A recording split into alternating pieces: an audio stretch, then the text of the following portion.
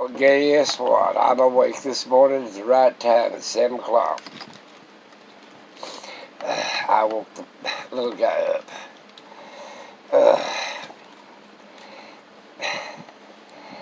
I was thinking about people. How people tries to tell everybody else what to do.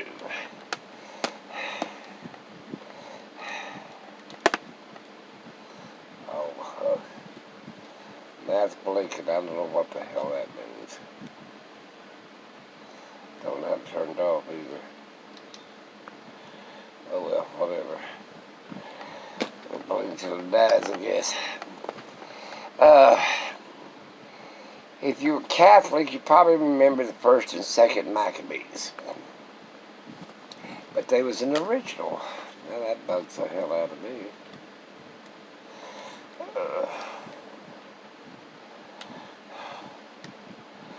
Anyway, hell with it.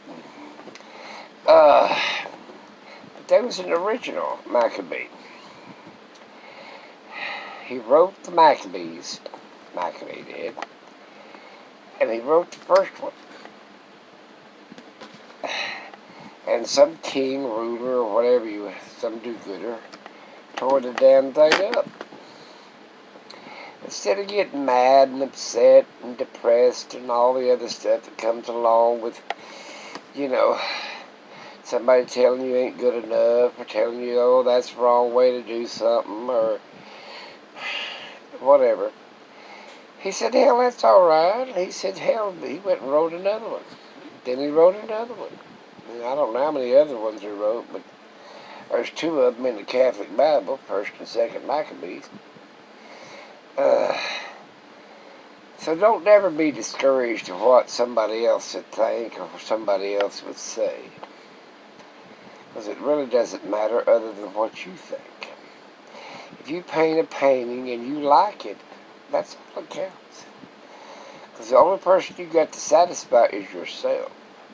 And an artist or a writer or anybody philosopher, you just go on and on, they got their own way of looking at something. One person's pigsty is another one's castle, whatever. One person's junk is another person's treasure. I recently said this. I'd bought an old car off of an auction house.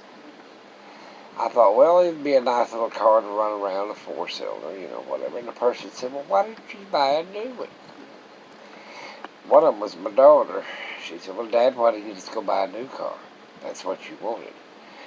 I said, no, Deborah, and that told the guy, a friend of mine, I said, I didn't want a damn new car. I said, I bought new cars in my lifetime. Hell, Lincoln Continentals. Hell, back in 65, I bought a damn brand new Mustang Ford right off the showroom floor for my wife. She liked them. But anyway, but it loses value or whatever. And then people think, oh, he's got a lot of money, whatever. It's just like wearing gold jewelry. I've got plenty of that shit. I got fancy-ass watches. But you cannot be yourself if you're worried about what you own. Or if you're afraid to go into places because if you're afraid somebody's going to take it away from you or rob you or whatever comes about. I like my old ambulance because in my old bus, I went one time to a state park. And there was a bunch of young people around me. And, of course, they didn't know anything about me, and I didn't tell them anything about me. And they said, poor old man, that's all he's got to live in. Now, they assumed that. I didn't assume that. So they come and brought me, they had a fish fry, they brought me fish. And the next day, they brought me a little breakfast.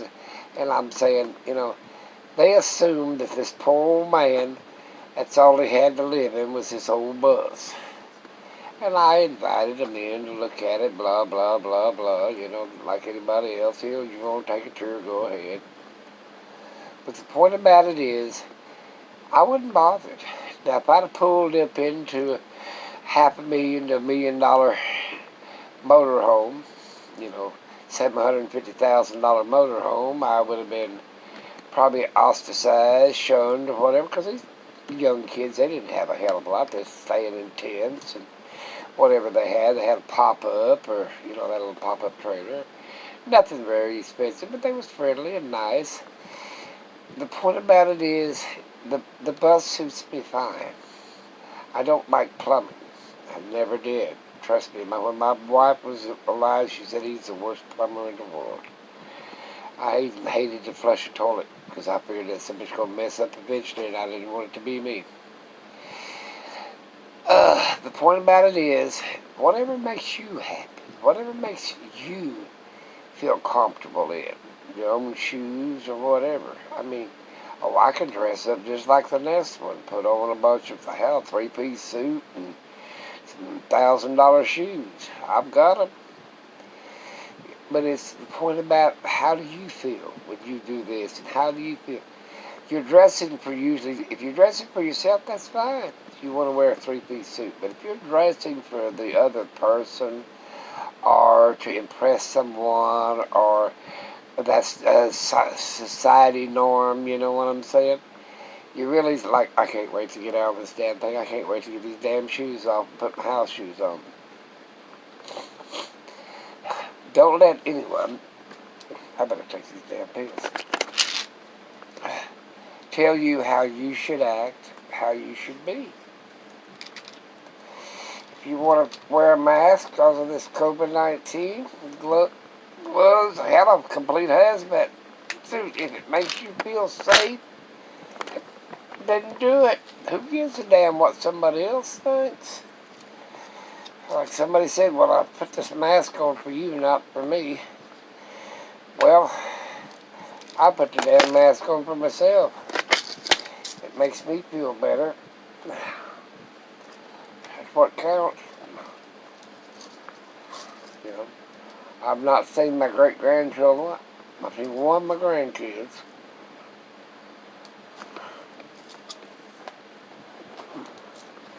I lost it somewhere. I worry about it later.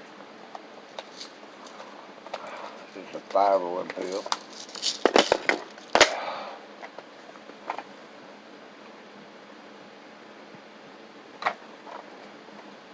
But there's always somebody telling you how you should be and how you should do it. And I'm telling you, do what the hell you want to. I've lived all these many years, and I do what I want to.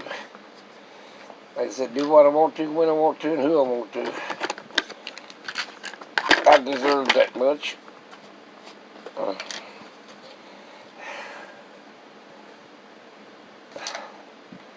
body don't produce vitamin C. We're the only animal that does. Come to think of it.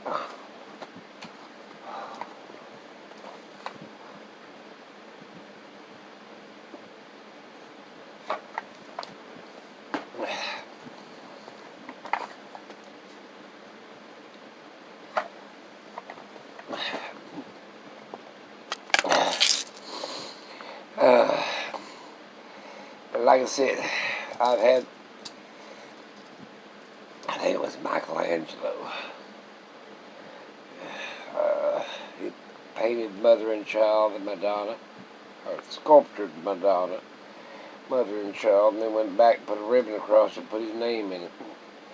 Because he said it looked like Michelangelo's work. Pissed him off.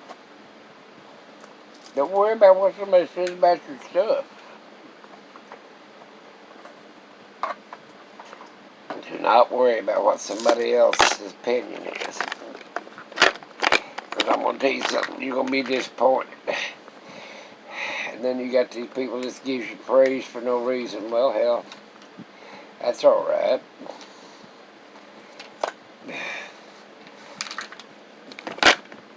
Worst thing I heard in my lifetime, the worst thing I had. I can't draw that. I can't paint that. Yeah, you can. Paint what you think is right. Hell, there's all kinds of abstract shit. Look like the damn kindergarten done it. But it made them happy, and hell, it's worth millions.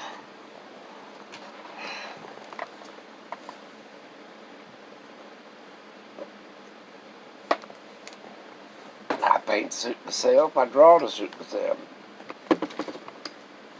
I don't know what this thing is doing, but it don't like me. Tell me what it is. It's one of these damn things here.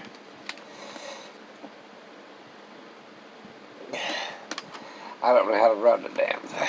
Oh, it quit when I did that. Okay. Whatever that means. It quit when I did it out there. No, whatever the hell it is. You're supposed to wear it without the cord, and I wear it with the cord, so what the hell. It's supposed to have all kinds of iTunes on it, or YouTunes, or some shit. I don't know. I don't know how to run the damn thing. I just plug it in my damn phone. Use it for a headset. But no, suit yourself even when you bake a cake. If you like a pineapple cake and everybody wants a strawberry cake, do what you like. Now, if you want to do something for somebody else that's nice or whatever, then do it. But do what you feel is right. Do what you think is right. And the only person you got to please is yourself. You know, even being married, this, that, and the other, I had to please my wife, please my children, blah, blah, blah, blah. Well, I got to the age, all I got left was to please myself. I learned a lot in 90 years. Now back to this. I found out what was actually, my son told me what was wrong with my damn ambulance. He said, your batteries ain't no damn good.